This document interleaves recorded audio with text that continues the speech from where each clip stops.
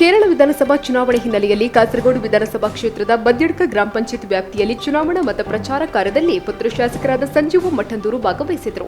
ಈ ಸಂದರ್ಭದಲ್ಲಿ ಕಾಸರಗೋಡು ವಿಧಾನಸಭಾ ಕ್ಷೇತ್ರದ ಬಿಜೆಪಿ ಅಭ್ಯರ್ಥಿ ಶ್ರೀಕಾಂತ್, ಬದ್ಯಡ್ಕ ಪಂಚಾಯತ್ ಚುನಾವಣಾ ಉಸ್ತುವಾರಿ ಮಹೇಶ್ ಒಳಕುಂಜ, ಬಿಜೆಪಿ ಪ್ರಮುಖರಾದ ಸುರೇಶ್ ಆಳ್ವ, ವಿಶ್ವನಾಥ್ ಕುಲಾಲ್ ಹಾಗೂ ಕಾರ್ಯಕರ್ತರು ಉಪಸ್ಥಿತರಿದ್ದರು.